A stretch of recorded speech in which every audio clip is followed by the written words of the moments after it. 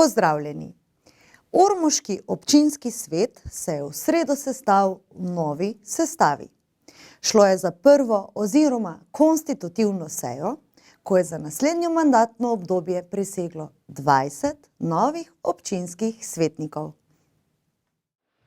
Živeli si narodi, ki hrepeni dočaka dan, da goder soncem hodi, prepiri sveta bo pregnan. Da roja, rozbol začne vrakle sosed bo mejak. Da roja, rozbol začne vrakle sosed bo nevrakle sosed bo mejak. Novi svetniki so sejo začeli s slovensko himno, ki so jo odpeli kogovski dečki. Po poročilu občinske volilne komisije tudi novi občinski svet šteje 20 svetnikov. To so Danijel Vrbnjak Miklavž pri Ormožu, Zinka Hauser Vinski Vrh, Danilo Korotaj Pavlovci, Valerija Kolenko Cvetkovci, Andrej Kosi Senešci, Natalija Volmut Podgorci, Anton Zadravec Runeč, David Hržič Velika Nedelja in Blanka Pavlovič Hum. Vseh 9 iz vrst SDS-a. Potem 4 svetniki iz vrst Gibanja Svoboda. Damjan Rajh Ivanjkovci, Slavko Kosi Ormož, Nives Petek Cerovec Stanka Vraza in Dušan Dovečar Cvetkovci. 2 svetnika, Matej Hebar Ormož in Nino Kolarič Veliki Brebrovnik, iz liste Gradimo prihodnost skupaj, ter po en svetnik, Miran Kuharič Pušenci Konkretno, dr. Simon Kolmanič Ormož Nova Slovenija, Miroslav Novak Stanovno Slovenska ljudska stranka in Janez Marin Cvetkovci Slovenska nacionalna stranka. Ter Zlatan Fafolič Pušenci iz vrst socialnih demokratov. Kot je znano, je Danijel Vrbnjak s 91,33% bil ponovno izvoljen za župana. Tako ga bo med svetniki zamenjala svetnica Bojana Vrbnjak iz vrst SDS-a. Prvo oziroma konstitutivno sejo je po pravilniku vodil najstarejši svetnik Slavko Kosi, a je po potrditvi sklepa, da funkcija župana ni združljiva s svetniško funkcijo, Danijel Vrbnjak svetnike slavnostno nagovoril že kot župan, ki je vsem čestital za izvolitev in jim zaželel uspešno delo v občinskem svetu ter prisegel, da se bo tudi v novem mandatu na mestu župana za razvoj občine trudil po vseh svojih močeh ter da si s občinskim svetom želi dobrega sodelovanja. Slovesno prisegam, da bom dolžnosti župana opravljal vestno in odgovorno, spoštoval pravni red Republike Slovenije in občine Ormož ter z vsemi močmi deloval za čast, blaginjo in razvoj občine Ormož ter njenih občank in občanov.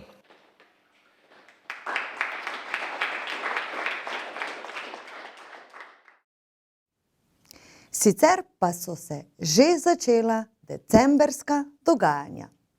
Tudi letos si bomo v Ormožu december popestrili s Severolandijo in drsališčem, ki v mesto prinaša novo veselje.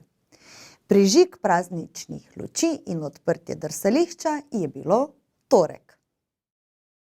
Spoštovani obiskovalci, lepo pozdravljeni.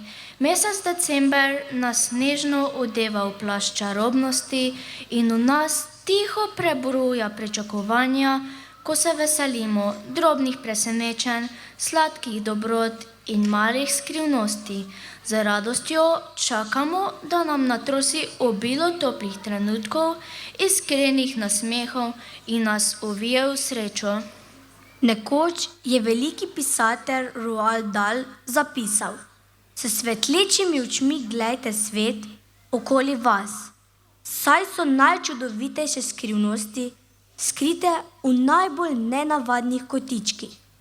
Tisti, ki ne verjamejo v čarobnost, je nikoli ne bodo našli. Z današnjo otvoritvijo bomo v našem lepem mestu vstopili v čarobni praznični čas z bogato paleto zabavnih dogodkov, ki bodo organizirani v okviru Severolandije. Dogodke je v nadaljevanju predstavil direktor Javnega zavoda za turizem, kulturo in šport Andrej Vršič. Severolandija letos ponuja skoraj 30 dogodkov, različnih vsebin, od pravljičnih uric, do ustvarjalnih delavnic, do koncertov, božičnih bazarjev, tržnic, prehod Božička, Dedka Mraza in na koncu še silvestrovanje. Zahvalil bi se vsem partnerjev, ki so to omogočili, vsem šolam, javnim zavodom, občini Ormož, režijskemu obratu. Tak je to, ne? Dosti vas je zbranih in zdaj čakate na ta dogodek, ki bo. In hvala tudi osnovni šoli Ormož, učenkam in učencem, učiteljicam in učiteljem za letošnji program ob otvoritvi Severolandije in drsališča. Drsališče bo odprto od danes naprej pa do 15. januarja, vsak dan. Drsanje je zastonj, to pa nam je omogočila občina Ormož, ki bo vse financirala. Vabljeni, izkoristite to priložnost. Želim vam veseli december.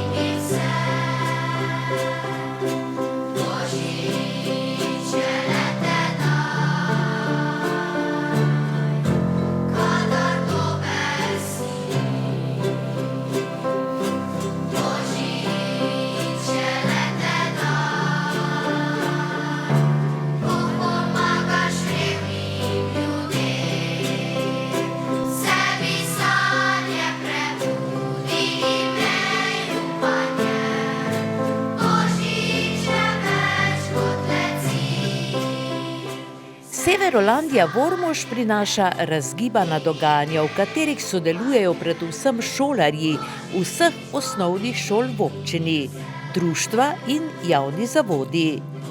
Otvoritev letošnje Severolandije so pripravili šolarji osnovne šole Ormož, tako da je zbrane pozdravil tudi ravnatelj Aleksander Šterman, ki je dejal, da so šolarji tako v pripravo slovesnosti, sploh pa v pripravo bazarja vložili veliko truda. Organizatorji so otvoritev Severolandije povezali s prižigom prazničnih lučk v mestu in tudi s odprtjem drsališča.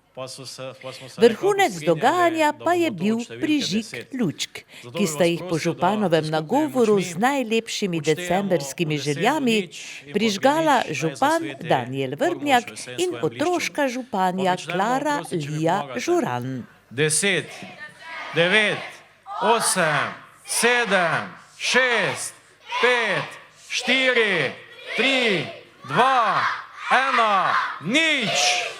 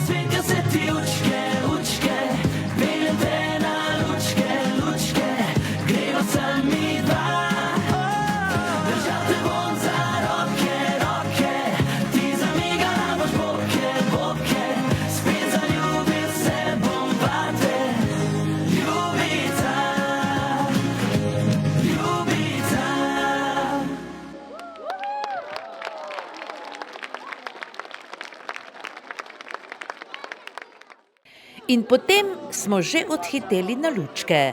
Predtem pa se še ustavili na bazarju, ki je tudi letos ponujal pravo bogastvo izdelkov pridnih rok šolarjev. Dobrodelne prispevke, ki so jih zbrali na bazarju, bodo šolarji shranili v šolski sklad, kjer varčujejo za plezalno piramido. Devetošolci pa zbrana sredstva hranijo za valeto. Glede na odličen obisk Severolandije, pa tudi dobro založenih stojnic verjamejo, da se je zbralo kar nekaj sredstev, ki bodo v pomoč za uresničitev želja šolarjev. Veliko pa se jih je kar takoj odpravilo na novo odprto drsališče, ki bo Ormožanom na razpolago do 15. januarja. Odprto bo vsak delovnik od 14. do 20. ure, ob sobotah, nedeljah in praznikih pa od 11. do 20. ure. Poglejmo pa še nekaj ostalih zanimivih dogodkov. Občine Ormož, Središče ob Dravi in Sveti Tomaž so v sodelovanju s Kmetijsko-gozdarskim zavodom Ptuj, izpostavo Ormož in Slovenskim združenjem za ohranitveno kmetijstvo minuli teden za kmetovalce pripravile izobraževanje iz ohranitvenega kmetijstva, ki pomeni trajnostni pristop usmerjen k zaščiti tal pred erozijo in degradacijo. Predvsem za kmetovalce zelo dobrodošlo in zelo zanimivo izobraževanje so izvedli strokovnjaki v sodelovanju z Biotehniško fakulteto Univerze v Ljubljani, s Fakulteto za kmetijstvo in biosistemske vede Univerze Maribor ter Slovenskim združenjem za ohranitveno kmetijstvo. Nekatere podravske občine so namreč v tem letu utrpele precejšnjo škodo zaradi neurij. Poleg kmetijskih zemljišč so se posledice kazale tudi v materialni škodi na cestni infrastrukturi.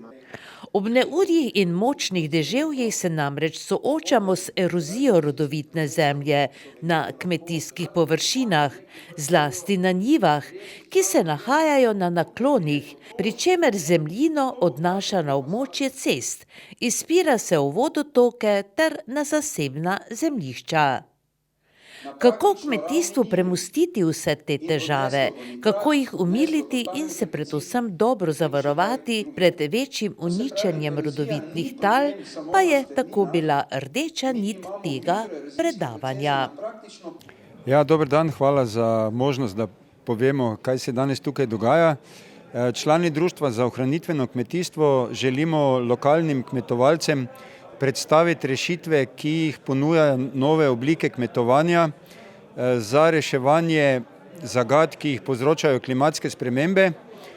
To je reševanje erozijskih procesov, adaptacija na sušo in druge težave, s katerimi se kmetje srečujejo. In kaj pravijo slušatelji, so že kakšne reakcije na to vaše predavanje, kako se pravzaprav soočajo, spoprijemajo s temi težavami? Ja, kmetje so v velikem krču, sedaj seveda letos jih verjetno so najbolj skrbele povišanja cen vseh mogočih repromaterialov, ampak tudi narava je bila precej neusmiljena, imeli smo visoke temperature, sušo in hkrati se dogajajo torej procesi klimatskih sprememb in neugodni ekonomski globalni procesi. In preživeti ekonomsko oziroma kmetovati, da je pozitiven rezultat, je možno samo z spremembo kmetovanja, da postane bolj učinkovito in bolj adaptabilno. Bolj učinkovito pomeni, da zmanjšamo porabo gnojil, da zmanjšamo porabo strojnih ur, zmanjšamo porabo nafte in tako naprej. Adaptabilno pa pomeni, da spremenimo tla, spremenimo način gojenja rastlin, da so tla in rastline bolj sposobne preživeti stresne situacije, bodisi da voda stoji, bodisi da je suša, bodisi da so vetrovi pihajo z veliko hitrostjo in druge stresne situacije, s katerimi se rastlinstvo srečuje. No in zakaj pravzaprav ta projekt oziroma to akcijo imenujete ohranitveno kmetijstvo? Glejte, pač lahko to smatramo kot direktni prevod iz angleščine Conservation Agriculture. drugače pa primarno pomen tega je, da mi želimo ohraniti naravne resurse, ki nam omogočajo pridelavo hrane bodočim generacijam. Sedaj se uporablja tudi izraz regenerativno kmetijstvo, ki pa je nekoliko širši pojem še, ki pa govori o tem, ne samo da resurs ohranimo, ampak ga moramo izboljšati, zato da bomo povečali učinkovitost pridelovanja. To pomeni, da bomo povečali pridelek ob zmanjšanem vnosu gnojil, pesticidov, energije in tako naprej. No, zelo lepo se to sliši, ne? Ampak kako to doseči torej?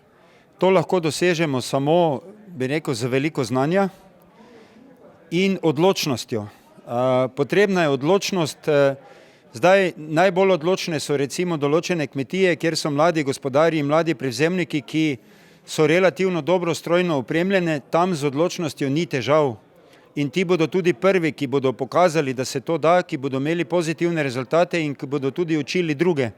Zelo velik del kmetov je pa seveda starejših, so v krču, nimajo več tiste življenjske energije, nimajo sredstev za nabavo nove mehanizacije in tako naprej. Tam bodo pa seveda ti procesi tekli počasneje, ampak tudi pri njih so možni nekateri enostavni ukrepi, s katerimi se lahko adaptirajo na trenutno situacijo. No in kaj bi jih pravzaprav vi radi danes s tem predavanjem naučili in s podobnimi predavanji recimo, ki jih organizirate? Ja, mi bomo danes pokazali nabor rešitev, recimo enih 30-40 rešitev, bolj enostavnih in bolj kompleksnih, s katerimi se lahko prilagodimo. Omenjena je bila tudi subvencijska politika, nekatere od rešitev so že subvencionirane, nekatere bodo pa gotovo v bodočnosti subvencioniranje. In gre se za to, da pač ljudje počasi začnejo razmišljati, kaj pa na njihovi kmetiji lahko naredijo brez velikih finančnih vložkov in tako naprej. Jaz sem o nekih enostavnih ukrepih govoril, ker je potrebno 15 minut na njivi na koncu nekaj narediti, nekaj malega, ne? In če to naredi veliko kmetov in če veliko takih malih ukrepov naredimo, že lahko v ekosistemu marsikaj spremenimo, ne? No, kaj na primer? Jaz sem prej recimo govoril o spremembi obdelave tal na robu njive, recimo da naredimo neke razgone, ne? Ali pa da spremenimo, da namesto talnega herbicida uporabimo listni herbicid, ali pa da pri predsetveni pripravi ne gremo s predsetvenikom 3-krat pa vse oprašimo, ampak gremo s predsetvenikom samo 1-krat in tako naprej. To so enostavno izvedljivi ukrepi, ki se pa, ko se naložijo en na drugega, naredijo en učinkovit učinek. To pomeni izobraževanje, izobraževanje in še enkrat izobraževanje. To je najbrž rešitev. Ja, to je veliko dela za svetovalno službo. Zdaj pač naša skupina se trudi na terenu, delamo predstavitve. Danes nam žal ni uspelo, da bi na njivi konkretno pogledali, bomo pa spomladi, kjer bo še več za videti, ne? Tako da mi veliko damo na te napredne kmetije. Nekatere kmetije že 10 do 15 let izvajajo te tehnologije in prenos kmet do kmeta je en najbolj učinkovitih oblik prenosa, ker ko kmet enemu drugemu kmetu pove, da on to 15 let dela in ima pozitivne ekonomske rezultate in kako je investiral v mašine in tako naprej, je to najbolj prepričljivo, še bolj prepričljivo kot nek profesor ali pa mogoče nek lokalni svetovalec, ne? Prav kmetijstvo ima ključ do ohranitve rodovitnih tal in to s prilagojenim obdelovanjem. Glejte, druge poti ni kot prilagoditev. Vrsta Homo sapiens je bila prilagodljiva, zato se je razvila do take stopnje. Drugega izhoda kot prilagajanje ni, ne? In to je neizbežno, ali bo kmetija propadla, ali se bo pa adaptirala. Družba preprosto nima tako velikih finančnih sredstev, da bi lahko dajala tako velike subvencije, da bi pokrili neučinkovito kmetovanje. Preprosto tega denarja ni. Tudi če bi kmetijam dajali, 3-4 tisoč evrov subvencij na hektar, če bodo neučinkovito kmetovale, to ni dovolj velik denar, da bi preživele, glede na to, kar nas po nekaterih predevanjih ekonomsko in ekosistemsko, klimatološko čaka. Se vam ne zdi, da pa se morda kmetje vseeno malo preveč zanašajo na subvencije, da manj ukrepajo? Glejte, pogledi na subvencije so zelo različni, ne? Zdaj, nekatere subvencije so lahko potuha, nekatere so pa dejanska pomoč, da nekdo preživi in da investira. Recimo investicijske subvencije v nove stroje ali pa nove tehnologije gotovo niso stran vržen denar, ne? Je pa seveda to neka oblika socialne pomoči, da kmetje še sploh obstajajo, da vzdržujejo pokrajino in da pač od njih imamo neke koristi kot vzdrževalci pokrajine, to pa tudi ima svojo ceno, ne? Ker če bi komunalne službe vzdrževale našo pokrajino, bi strošek za našo družbo bil 10-krat večji, kot pa ga imamo s tem, da našo pokrajino vzdržujejo kmetje. Slušatelji so v programu imeli tudi praktični prikaz ohranitvenega obdelovanja tal, in sicer plitvo kompostirno obdelavo tal, globinsko rahljanje tal ter potek dela s sejalnico za sisteme minimalne obdelave tal. Zaradi slabega vremena so praktični del prestavili na spomladanski čas. Območno združenje veteranov vojne za Slovenijo Ormož je minuli teden občanom s statusom vojnega veterana in svojim članom podelilo spominske medalje. Svečanosti so prirejali v sodelovanju z občinami Ormož, Središče ob Dravi in Sveti Tomaž. V Ormožu je svečanost potekala v grajski viteški dvorani.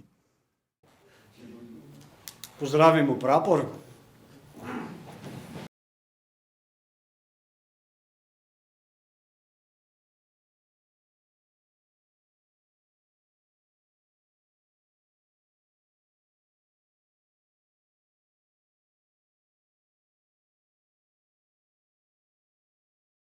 Danes bomo ob 30-letnici, čeprav je nekaj časa minilo, ker nas je COVID malo navado dalj časa biti doma, da bomo pripadnikom teritorialne obrambe in drugih obrambnih struktur, se pravi tudi civilne obrambe, gasilcev, železničarjev, ki so tudi prispevali k osamosvojitvi oziroma k obrambi osamosvojitve.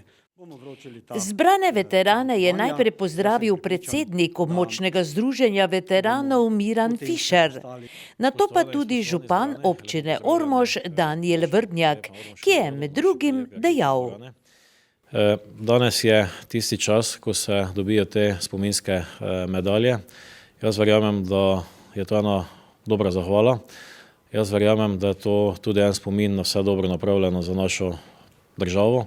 Konec koncev v vsem tem, kot je bilo povedano, v dobrem 30-letnem obdobju, se je v naši državi marsikaj dogajalo, ključno pa je vsekakor bilo tisto, kar je bilo storjeno v času osamosvojitve.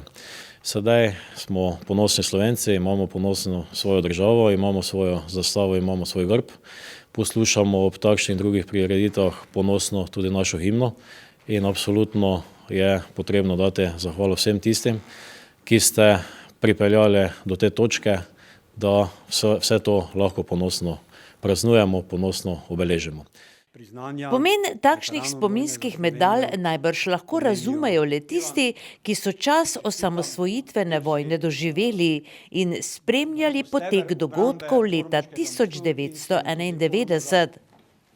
Država je območnemu združenju veteranov vojne za Slovenijo Ormož namenila 110 takšnih priznanj, ki so jih podeljevali samostojno po občinah Ormož, Središče ob Dravi in Sveti Tomaž.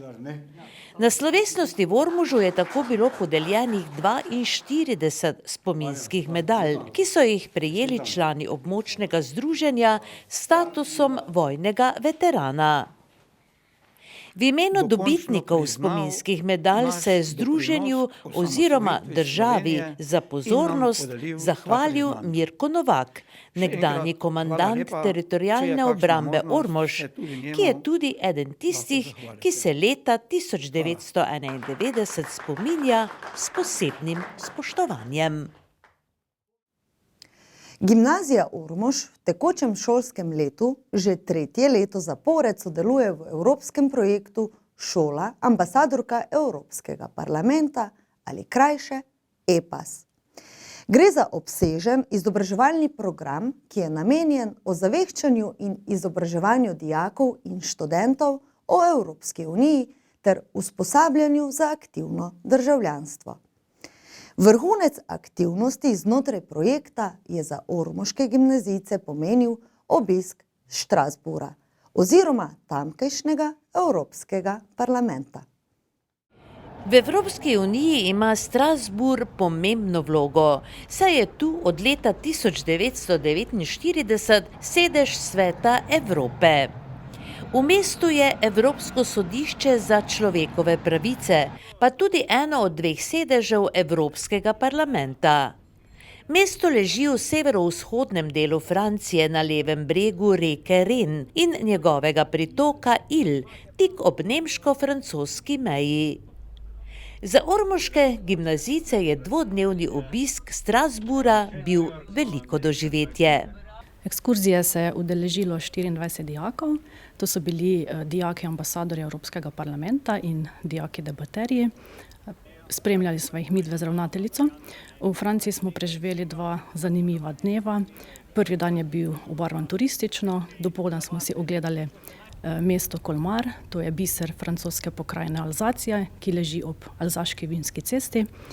Staro mestno jedro krasi gotski slog, najlepši del mesta pa je četrt, imenovana Male Benetke, kjer je polno barvitih hiš in manjših rečnih kanalov. Popoldan smo si ogledali Strasbourg, ki je tudi eno izmed sedežev Evropskega parlamenta in hkrati središče Alzacije. Občudovali smo znamenito katedralo Notre Dame z astronomsko uro, lesene hiše in pa številne kanale reke Il. Drugi dan potovanja smo preživeli v Evropskem parlamentu. Simulacija Evropskega parlamenta Eurošola je edinstvena priložnost, ki mladim omogoča, da neposredno izkusijo, kako evropska integracija deluje v praksi. Dogodka se je udeležilo okrog 600 dijakov iz večine držav članic Evropske unije. Ti so za en dan v bistvu zavzeli plenarno dvorano, okrog 600 dijakov pa je dogodku prisostvovalo še nadaljavo. Dijake je prek video sporočila uvodoma nagovorila predsednica Evropskega parlamenta, gospa Roberta Metsola. V dvorani pa so dijaki lahko intervjuvali podpredsednico gospo Dito Haranzovo. Osrednja tema razprave je torej bila, ali je Evropa pripravljena na zimo. Dijaki pa so postavljali vprašanja in glasovali ravno tako, kot to počnejo evropski poslanci. Poseben program so pripravili tudi nam mentorjem. Najprej smo imeli voden ogled parlamenta, potem smo se družili z mentorji iz drugih držav in pa skupaj reševali kviz o Evropski uniji. Ta je bil še prav posebej zanimiv, saj je bilo vsako vprašanje v svojem jeziku in se je spet izkazal rek: več jezikov znaš, več veljaš.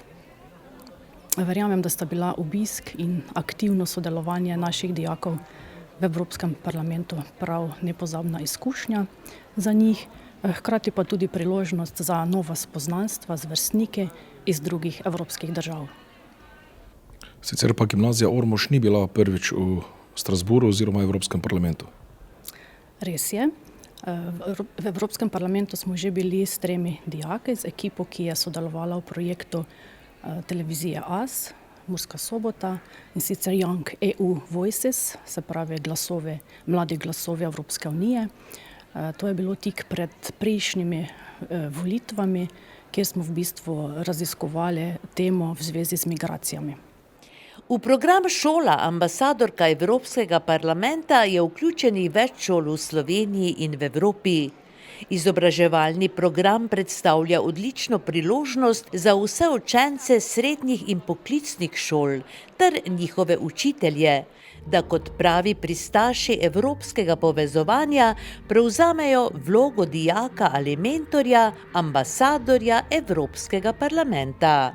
S tem postanejo predstavniki življenja v Evropski uniji na svoji šoli in opravljajo nalogo ozaveščanja o paleti možnosti, ki jih Evropska unija ponuja mladim. Torej na gimnaziji Ormož zdaj že 2 leti zapored sodelujemo v projektu EPAS, šola ambasadorka Evropskega parlamenta. Gre za projekt, ki ga koordinira informacijska pisarna Evropskega parlamenta iz Ljubljane in v tem projektu sodelujejo pravzaprav številne šole v Sloveniji, v lanskem šolskem letu okrog 70 srednjih šol. In s ponosom povemo, da smo med temi šolami v lanskem šolskem letu dosegli odlično 3. mesto. Kaj to tretje mesto pomeni? Pomeni, da so morali dijaki skozi celotno šolsko leto se izobraževati o Evropski uniji, zlasti o Evropskem parlamentu, sodelovati v razpravah z evropskimi poslanci, priredili so kviz za sovrstnike, lokalno okolje poučevali o tem, kako je pravzaprav Evropska unija pomembna v našem vsakdanjem življenju, urejali Facebook profil, sodelovali v razpravah z evropskimi poslanci in jim pošiljali svoje predloge o tem, kako naj se odzivajo na različne izzive današnjega časa. In ker smo se odlično odrezali, smo za nagrado lahko v tem šolskem letu obiskali Evropski parlament v Štrasburu. Šole v Sloveniji med seboj tekmujejo za plaketo Šola ambasadorka in sicer tako, da oblikujejo spletne strani, Facebook strani, pripravljajo različne dogodke in podobno, ter se trudijo temeljito predstaviti Evropsko unijo in njene zanimivosti. Tako Gimnazija Ormož pa ni prvič sodelovala pri tem projektu oziroma prvo leto. Drži, ko smo sodelovali prvič, smo dosegli 5. mesto, v naslednjem letu 3., tako da letos ciljamo na 1. mesto. Torej, dijaki se prostovoljno odločajo za sodelovanje v tem projektu, mentorice k temu seveda spodbujamo in reči moramo, da so pozitivno presenečeni nad tem, ko spoznajo, da je Evropska unija ni nekaj imaginarnega zunaj nas, ampak ima še kako pomemben vpliv na naše vsakdanje življenje. Spodbudimo jih potem k aktivnostim še s tem, da lahko obiščejo hišo EU v Ljubljani. Obisk Štrasbura je bil pa itak pikica na i. Sodelujočim v programu EPAS na Ormoški gimnaziji je tako obisk sedeža Evropske unije oziroma Evropskega parlamenta bil posebno doživetje. Ja, meni je v bistvu obisk parlamenta bil ena taka res edinstvena izkušnja, ker tega prej še nikoli nisem doživela. Res tisti vstop v tako veliko stavbo, kjer se dogaja take pomembne stvari, je neka stvar, ki je ne more vsak izkusiti, tako da mi je bilo to res zelo všeč. Kakšna je bila debata v parlamentu evropskem? V bistvu smo imeli priložnost debatirati kar v 6 jezikih, in sicer angleščini, nemščini, francoščini, španščini in pa italijanščini. Debatirali smo o v bistvu neki energetski krizi, tudi malo o vojni v Ukrajini in pa odprla so se tudi manjša debata o v bistvu jeziki, ki so bili na voljo kot prevajalci. Ste se dijaki gimnazije Ormož kaj vključevali glede vprašanj oziroma vaših mnenj v parlamentu? Poskušali smo, je pa bilo toliko dijakov, da v bistvu nekako nismo prišli na vrsto, ampak smo kljub temu dobili veliko nekih izkušenj. Se tudi ti mogoče kdaj vidiš v prihodnosti kot evroposlanka? Se mi zdi, da bi to lahko bilo zanimivo delo, ja. Zoja, kako to, da si se odločila pri sodelovanju v tem projektu? Za sodelovanje sem se odločila zaradi tega, ker me ful zanima politika v Evropski uniji, prav tako pa bi rada, da bi bolj mladi sodelovali in pa pri tem, kako bude se prihodnost za Evropsko unijo spremenila. Kako pa se ti je recimo dopadlo v samem Evropskem parlamentu, torej v Strasburu? Si bila zadovoljna? Ja, bila sem precej zadovoljna. Ful mi je bilo všeč, da so nas mlade vključevali v debato, da smo lahko tudi mi povedali svoje mnenja. Mogoče še teme debat? Pogovarjali pa smo se predvsem o energijski krizi, potem pa smo reševali kratki kviz na splošno v Evropski uniji o preteklosti. Se mogoče kdaj vidiš tudi sama kot evropska poslanka? Osebno zdaj, potem, ko sem obiskala Evropski parlament, ja, predtem pa se nisem videla nekaj v politiki, tako da, ja. In kakšen je recimo tvoj nasvet tistim, ki prihajajo za tabo glede tega projekta, najbrž da se vključijo k sodelovanju? Ja, predvsem to, pa da povejo svoje mnenje in da pač res probajo izboljšati prihodnost za nas. Cilj obiska mladih Evropejcev v Strasburu je približati jim evropske institucije, jim omogočiti sodelovanje in dati možnost, da spoznajo svoje vrstnike iz drugih držav in končno za delo v Evropski uniji vzgojiti nove generacije.